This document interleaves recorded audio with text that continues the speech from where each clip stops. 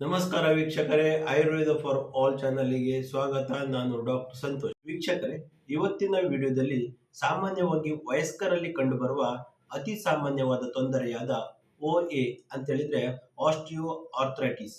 ಈ ಒಂದು ರೋಗದ ಹೆಸರು ಸಾಮಾನ್ಯವಾಗಿ ಎಲ್ಲ ವಯಸ್ಕರಿಗೆ ಗೊತ್ತಿರುತ್ತದೆ ಮತ್ತು ಇದು ಸಾಮಾನ್ಯವಾಗಿದೆ. ಆದರೆ ಬನ್ನಿ, ಆಸ್ಟಿಯೋ ಆರ್ಥರೈಟಿಸ್ ಅಂದರೆ ಆಯುರ್ವೇದ ಪ್ರಕಾರ ಏನು, ಇದಕ್ಕೆ ಮನೆಯಲ್ಲಿ ಮಾಡಿಕೊಳ್ಳುವಂತಹ ಸುಲಭವಾದ ಆಯುರ್ವೇದಿಕ್ ಗಿಡಮೂಲಿಕೆ ಏನು ಮತ್ತು ಅದನ್ನು ಹೇಗೆ ಮಾಡುವುದಂತ ಈ ವಿಡಿಯೋದಲ್ಲಿ ಸಂಪೂರ್ಣವಾಗಿ ತಿಳಿದುಕೊಳ್ಳುವ. ವಿಡಿಯೋನ ಕೊನೆ ತನಕ ನೋಡಿ ಪ್ರಯೋಜನ ಪಡೆದುಕೊಳ್ಳಿ. ಆಯುರ್ವೇದ ಫಾರ್ ಆಲ್ ಚಾನಲ್ಗೆ ಪ್ರೋತ್ಸಾಹಿಸಿ ಮತ್ತೆ ಚಾನಲನ್ನು ಸಬ್ಸ್ಕ್ರೈಬ್ ಮಾಡಿಕೊಳ್ಳಿ. ವೀಕ್ಷಕರೇ, ಆಯುರ್ವೇದ ಪ್ರಕಾರ ಆಸ್ಟಿಯೋ ಆರ್ಥರೈಟಿಸ್ ಅಂತ ಹೇಳಿದ್ರೆ ಸಂಧಿವಾತ ಅಂತ ಹೇಳಿದ್ರೆ ಸಂಧಿಯಲ್ಲಿ ವಾತ ಜಾಸ್ತಿ ಆಗುವುದು. ಇದಕ್ಕೆ ಕಾರಣ ವಾತ ಪ್ರಕೋಪ, ಸಂಧಿಗಳಲ್ಲಿ ವಾತ ಪ್ರಕೋಪ ಆಗ್ತದೆ. ಇದು ಹೇಗಾಗ್ತದೆ ಅಂತ ಹೇಳಿದ್ರೆ ತುಂಬಾ ರೂಕ್ಷ ಮತ್ತು ಲಘು ಆಹಾರ ಸೇವನೆ ಜಾಸ್ತಿ ಮಾಡೋದರಿಂದ ಆಗ್ತದೆ. ಅದೇ ತರ ಜ್ವರ ಅಂತ ಹೇಳಿದ್ರೆ ಏಜಿಂಗ್ ಫ್ಯಾಕ್ಟರ್, ವೃದ್ಧಾಪ್ಯದಲ್ಲಿಯೂ ಆಗ್ತದೆ. ಮತ್ತೊಂದು ಧಾತು ಕ್ಷಯ, ಅಸ್ಥಿ ಮತ್ತು ಮಜ್ಜಧಾತುಗಳ ಕ್ಷಯದಿಂದ ಆಗ್ತದೆ.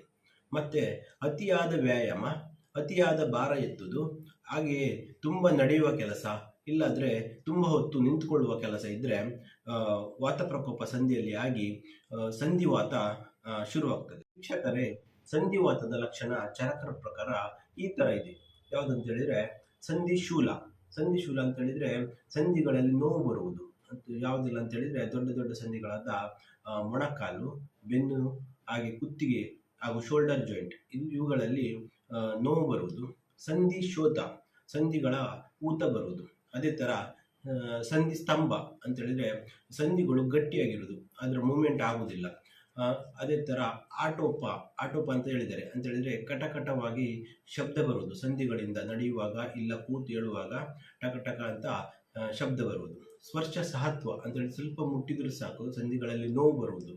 ಇದು ವಾತವರ್ಧಕ ಕಾಲದಲ್ಲಿ ತೀವ್ರತೆ ಆಗಿರ್ತದೆ ಅಂತ ಹೇಳಿದ್ರೆ ವಾತವರ್ಧಕ ಅಂತ ಹೇಳಿದ್ರೆ ಚಳಿಗಾಲ ಮತ್ತು ಒಣ ಹವೆ ಬಿಸಿಲಿನಲ್ಲಿ ಈ ನೋವು ಜಾಸ್ತಿ ಆಗಿರ್ತದೆ ಮತ್ತು ರಾತ್ರಿಯ ಕಾಲದಲ್ಲಿ ಕೂಡ ಜಾಸ್ತಿ ಆಗಿರ್ತದೆ. ಇದೆಲ್ಲ ಸಂಧಿವಾತದ ಲಕ್ಷಣ. ವೀಕ್ಷಕರೇ, ಈ ಸಂಧಿವಾತಕ್ಕೆ ಒಂದು ಅದ್ಭುತವಾದ ಔಷಧಿ ಗಿಡಮೂಲಿಕೆಯನ್ನು ನಮಗೆ ಆಯುರ್ವೇದದಲ್ಲಿ ಚರಕರು ಹೇಳಿದ್ದಾರೆ. ಇದು ಸಾಮಾನ್ಯವಾಗಿ ಎಲ್ಲ ಕಡೆಗೂ ದೊರೆಯುತ್ತದೆ. ಇದು ಯಾವುದಂತ ಹೇಳಿದ್ರೆ ನಿರ್ಗುಂಡಿ ಅಂದ್ರೆ ಯಾವುದಂತ ಈ ವಿಡಿಯೋನ ಮುಂದಿನ ಭಾಗದಲ್ಲಿ ನೋಡಿ ವೀಕ್ಷಕರೇ, ನಿರ್ಗುಂಡಿ ಅಂತ ಹೇಳಿದ್ರೆ ಇದನ್ನು ನಾವು ಕನ್ನಡದಲ್ಲಿ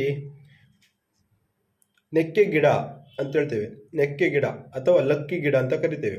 ಇಂಗ್ಲಿಷಲ್ಲಿ 5 ಲೀವ್ಡ್ ಚೆಸ್ಟ್ ಟ್ರೀ ಅಂತ ಕರಿತೇವೆ. ಇದು ಒಂದರಲ್ಲಿ 5 ಎಲೆ ಇರ್ತದೆ. ಈ ತರ 1 2 3 4 5 ಈ ತರ 5 ಎಲೆ ಇರ್ತದೆ. ಇದಕ್ಕೆ 5 ಲೀವ್ಡ್ ಚೆಸ್ಟ್ ಟ್ರೀ ಅಂತ ಕರಿತೇವೆ. ಬಾಟನಿಕಲ್ ನೇಮ್ ಬಂದು ವೆಟೆಕ್ಸ್ ನಿಗುಂಡೋ. ಯಾವುದು? ವೆಟೆಕ್ಸ್ ನಿಗುಂಡೋ ಅಂತ ಕರಿತೇವೆ. ಇದು ನಾವು ಕರಾವಳಿ ಭಾಗದಲ್ಲಿ ಸಾಮಾನ್ಯವಾಗಿ ಕಾಣ್ತೇವೆ.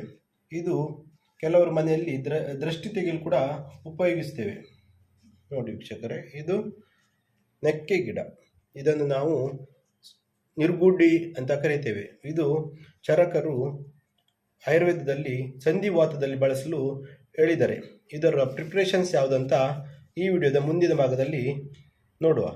ವೀಕ್ಷಕರೇ, ಮಾಡರ್ನ್ ಫಾರ್ಮಕಾಲಜಿ ಪ್ರಕಾರ ನೆಕ್ಕೆ ಗಿಡದಲ್ಲಿರುವ ಫ್ಲವಿನಾಯ್ಡ್ಸ್ಗಳಾದ ವೆಟೆಕ್ಸಿನ್, ಕಾಸ್ಟಿಸಿನ್ ಮತ್ತು ಆಲ್ಕಲಾಯ್ಡ್ಸ್, ಅದೇ ಥರ ಎಸೆನ್ಷಿಯಲ್ ಆಯಿಲ್ಗಳು ಆ್ಯಂಟಿ ಇನ್ಫ್ಲಮೇಟರಿ, ಎನರ್ಜೆಸಿಕ್ ಮತ್ತು ಆ್ಯಂಟಿ ಆರ್ಥರೈಟಿಕ್ ಕೆಲಸವನ್ನು ಉತ್ತಮವಾಗಿ ಮಾಡುತ್ತದೆ. ಆದ್ದರಿಂದ ಇದು ಸಂಧಿವಾತದಲ್ಲಿ ಒಂದು ಅದ್ಭುತವಾದ ಗಿಡಮೂಲಿಕೆಯಾಗಿದೆ. ವೀಕ್ಷಕರೇ, ನೆಕ್ಕೆ ಗಿಡದ ಮನೆಯಲ್ಲಿ ಮಾಡಿಕೊಳ್ಬಹುದಾದ ಪ್ರಿಪರೇಷನ್ಸ್ ಯಾವುದಂತ ಹೇಳಿದ್ರೆ ನೆಕ್ಕೆ ಗಿಡದ ಎಲೆಯ ಕಷಾಯ. ನೋಡಿ ವೀಕ್ಷಕರೇ, ನೆಕ್ಕೆ ಗಿಡ ಎಲೆಯನ್ನು ನಾವು ಈ ತರ ಚಂದ ಮಾಡಿ ತೆಗೆದು ಚೆನ್ನಾಗಿ ತೊಳ್ಕೊಳ್ಬೇಕು. ನಂತರ ದೊಡ್ಡವರ ಕೈಯ 1 ಮುಷ್ಟಿ ಅಂತ ಹೇಳಿದ್ರೆ ಸಾಧಾರಣ 15 ಗ್ರಾಮಿನಷ್ಟು ಬರ್ತದೆ. ಇದು 1 ಮುಷ್ಟಿ ಎಲೆಯನ್ನು ತೆಗೆದುಕೊಳ್ಬೇಕಾಗ್ತದೆ. ಇದು ಒಂದು ಪಾರ್ಟ್ ದ್ರವ್ಯ ಅಂದ್ರೆ ಔಷಧಿ. ನೆಕ್ಕೆ ಗಿಡದ ಎಲೆಯನ್ನು 15 ಗ್ರಾಮಿನಷ್ಟು ಅಂದ್ರೆ 1 ಪಾರ್ಟ್, ಅದರ 16 ಪಾರ್ಟು ನೀರು ತಗೊಳ್ಬೇಕು ಅಂತ ಹೇಳಿದ್ರೆ ಸಾಧಾರಣ 160 ml ನೀರು ತಗೊಳ್ಬೇಕು. ಅದನ್ನು ಮಂದಾಗ್ನಿಯಲ್ಲಿ ಮೈಲ್ಡ್ ಫೈರ್ ಅಲ್ಲಿ ಕುದಿಸಬೇಕು. ನಂತರ ಅದನ್ನು ಕಾಲು ಭಾಗಕ್ಕೆ ಇಳಿಸ್ಕೊಳ್ಬೇಕು ಅಂತ ಹೇಳಿದ್ರೆ ಸಾಧಾರಣ 40 ml ಉಳಿತದೆ. ಈ 40 ml ಅನ್ನು ನಾವು ಬೆಳಿಗ್ಗೆ ಮತ್ತು ರಾತ್ರಿಗೆ 20 ml ಆಹಾರದ ಮುಂಚೆ ತೆಗೆದುಕೊಳ್ತಾ ಬರಬೇಕು. ಒಂದು ವಾರಕ್ಕೆ 5 ದಿನ ತೆಗೆದುಕೊಳ್ಬೇಕು. 2 ತಿಂಗಳುಗಳ ಕಾಲ ತೆಗೆದುಕೊಳ್ಬೇಕಾಗ್ತದೆ. ನೋಡಿ ವೀಕ್ಷಕರೇ, ನೆಕ್ಕಿ ಗಿಡದ ಕಷಾಯ ಈ ತರ ಬರ್ತದೆ. ಇದು 40 ml ನಷ್ಟು ಉಳಿದಿದೆ. ಇದನ್ನು ನಾವು ಬೆಳಿಗ್ಗೆ ಮತ್ತು ರಾತ್ರಿ 20 ml ಆಹಾರದ ಮುಂಚೆ ವಾರಕ್ಕೆ 5 ದಿವಸ ಮತ್ತೆ 2 ತಿಂಗಳುಗಳ ಕಾಲ ಉಪಯೋಗಿಸಿದರೆ ಸಂಧಿವಾತವನ್ನು ನಾವು ಸಂಪೂರ್ಣವಾಗಿ ಗುಣ ಮಾಡಬಹುದು. ಇದನ್ನು ಒಂದ್ಸಲ ಮನೆಯಲ್ಲಿ ಪ್ರಯತ್ನಿಸಬೇಕು. ಸ್ವಾಸ್ಥ್ಯಸ್ಯ ಸ್ವಾಸ್ಥ್ಯ ರಕ್ಷಣಂ ಆತುರಸ್ಯ ವಿಕಾರ ಪ್ರಶಮನಂ ಅಂತ ಹೇಳ್ತಾ ಈ ವಿಡಿಯೋನ ಇಲ್ಲಿಗೆ ಮುಗಿಸ್ತೇನೆ. ನಮಸ್ಕಾರ.